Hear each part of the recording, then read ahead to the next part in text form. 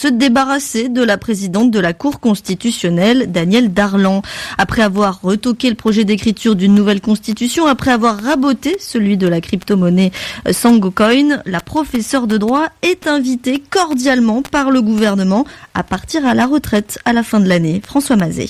Dans une lettre datée du 17 octobre, le ministre chargé du secrétariat général du gouvernement et des relations avec les institutions, Maxime Balalou, enjoint à son collègue de l'enseignement supérieur, Jean-Laurent Sissa-Magalé, de prendre les dispositions nécessaires afin de faire procéder au remplacement de Danielle Darlan à la Cour constitutionnelle, où elle siège en tant que membre élu par ses pairs, enseignants du supérieur.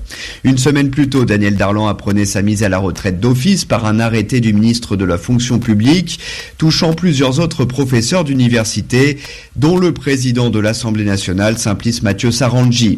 Une mise en retraite notifiée à l'intéressé le 14 octobre par le ministre de l'Enseignement supérieur, qui la gratifie d'un congé libératoire effectif depuis le 30 septembre dernier. Selon la logique des autorités, cette retraite constituerait, faute de qualité, un empêchement définitif à assurer ses fonctions à la Cour, au sens de l'article 100 de la Constitution, et Madame Darlan devrait donc être remplacée par un autre enseignant-chercheur élu par ses pairs. Deux juristes que nous avons joints estiment que cette retraite ne saurait avoir un impact sur la fonction élective. Ils rappellent que les juges de la Cour sont inamovibles et que le mandat de Danielle Darlan court jusqu'en mars 2024. François Mazet.